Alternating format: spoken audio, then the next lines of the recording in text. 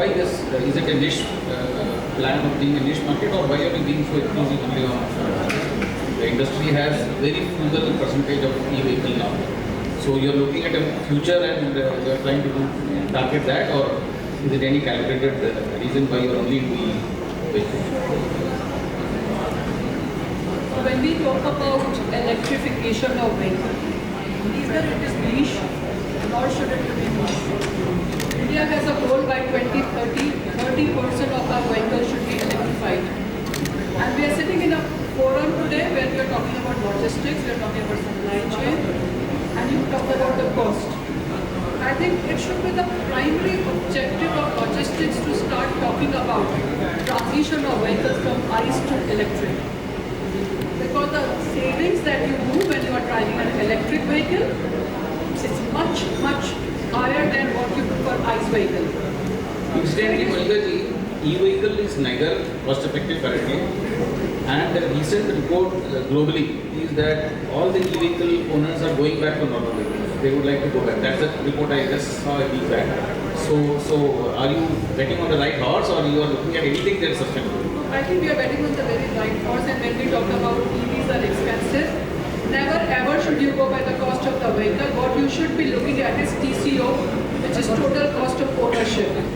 When you have a vehicle which is being driven for years, and today when we talk about as I speak, we are partnering with Tata for their EV product ACE 1000, where that truck would be used for transportation. We are talking with Bajaj, three-wheelers.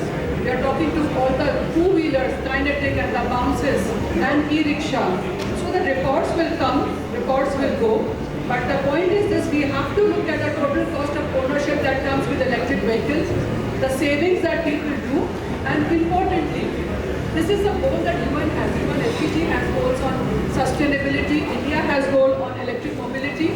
So it is not just about riding a cycle or rickshaw. It is about making sure that we are also creating a sustainable world. So REFIN is an organization which is exclusively financing electric vehicles and doing it for financial exclusion, giving financing to those who do not have access to financing.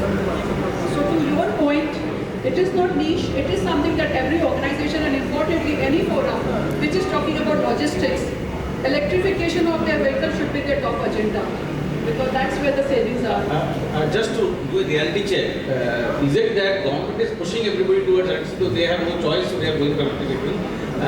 We will like to go to other side, Sure. and maybe Sanjeev ji, you can tell me your experience. How is electric vehicle being put to use by the user, and how effective are they? How are they benefiting you in the large? Yeah, on the I'll touch on the truck and bus side of it, right? And I'm just playing a devil's advocate, so I'm not saying that I should not. I'm just playing a devil's advocate. Yeah, sure. all right. This is not only catching up, but the government is actually enabling, to so that it is adapted at a faster pace.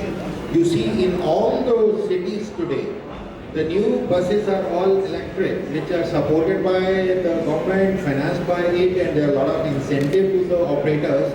And Still it is costlier. Sorry? Still it is costlier. No, I tell you, it is not costly as Monika ji said. Why? Because when something is difficult, there are solutions. In case of buses, the bus cost is, let's say, 1 crore 60 lakhs, and the normal bus, even the best of the bus, will be 70 or 80 lakhs. So there are now, but the public needs it, right? They don't want, smoke in the cities. At the same time, people like you and me would prefer to sit in an electric bus rather than the other one. Then there are, the framework is designed that now the contracts are for 10 years, 15 years. The investment itself is done by the manufacturer. There are people to invest to the manufacturer and promote it. And now you see all the electric buses, 99% across the country. If I'm right, there are 2,000 buses and 10,000 more will come, right? And they will all be no one need to buy, but use it. There is a manufacturer to run and repair it. I was discussing to few transporters. If a service seeker would put this thing that we are going green, so please I want only electric vehicle. He is not investing. He says I want reduced cost and I want e-vehicle. The transporter is facing a problem that if I invest, which is slightly costlier, I don't know whether it's not been tested. You know, maybe you yourself saying that 8 years it will take, 7 years it will take. So that's why they are not willing to be, they are funding only 70% or different thing you're saying. So it is not still tested. Cost is high. The resale value may not be as high as, that's what is being predicted, not as high as this time. So transporter is actually in many cases does not have a choice. He's investing, he's forced to invest because the service seeker says I want electric vehicle. And then he says since it's electric vehicle, I want the cost to be coming down. One is hoping that in due course, maybe in 6 or 7 years, he will actually benefit. But it's still shooting in the dark. As a service seeker, have you ever bought any vehicle and tested and seen that it is good? No. You are just depending on transporter. You are instructing a transporter to go for electric vehicle. And do you think it's sustainable? That is to be seen. So it would be very interesting again to see the opinions of transporters here, whether they would like to willingly go for electric vehicle or they feel that they don't have a choice. I tell you, see, the whole model is going to change soon, right? A transporter, I feel, like I said, I tell people don't buy tires. You can imagine what I'm talking. A truck needs at least 2 lakhs of tires every 8 months or 10 months. And I'm talking about transporter having 50% of the buyer in US and quite substantial people in India have said that they would like to go back to the traditional vehicle. No, I'm talking about private transport. No, there are, sorry, just reading here. See, the transporter need to use the truck. He should be master of using it efficiently for his business. RBI has the infrastructure to charge it. Have you created that much of infrastructure? We heard NHEV presentation. Of course, I'm with you on that. It will take some time. But why now, since somebody is there to lease you a truck, use it. You are a logistic provider. You need not to be a owner of a truck. Why should you be? No, I'm talking about actual who buys. I'm talking about. It is happening. If it is happening, the one who is actually buying it. I'm telling you, let's say if we are talking about trucker, bus owners are also transporter. 99% of the buses today running in the country, and they are not bought.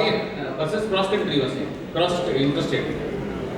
Yeah, that is also, we heard about New Go, we just see they are Delhi, Jaipur, Delhi, Himachal, even in Andhra, and nobody is buying that. There are people to finance it, manufacturer itself provides it, and the guy should use it. Transporter should use it, they should think of it. They should think of why to own trucks. And then comes the efficiency. Why to have 100 trucks every year added to your fleet, buy 90 and have same profits and the same efficiency. I think that is coming to the, if I tell you my experience in dealing with the top 100 transport companies, having 500 trucks or more, they are really thinking, trying. Of course, it will take a little time. Monica, then is it you are fixed on electric vehicle or any sustainable? I think you will be okay with When it. we talk about revolutionizing sustainable mobility. And at this point of time, electric vehicle is our focus. And I know you are stuck onto the word, the cost of the vehicle. Please change your mindset. No, I am not stuck on the that. vehicle. No, I'm sorry. I am saying the infrastructure that is support ecosystem, the cost, the resale value. I am stuck about everything. Yeah, so And I said I am paying everything. yeah, you should be paying everything, okay? But when we talk about electric vehicle, what we need to look at the cost of per kilometer.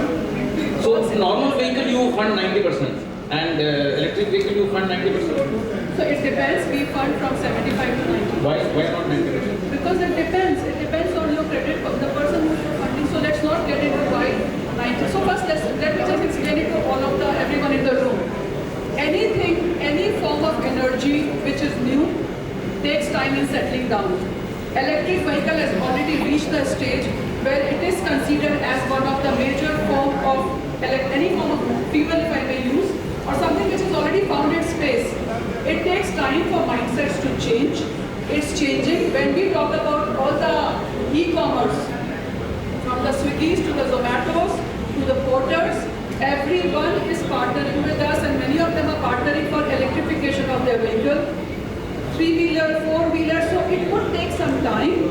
It needs education, and along with education, it also needs some support from different partners. So when we look at government, they are coming up with some subsidies. The organization, the transport, the logistics company may have to help the transporters or the drivers to begin with start adopting electric vehicles. Lease or loan is one form, but the point is this are people adopting electric vehicles, and the moment they get the right education, there is absolutely no reason why they would not, because the total cost of ownership and the cost of driving is so much cheaper than buying any other ICE vehicle. So that's how connected mobility comes into focus. Connected mobility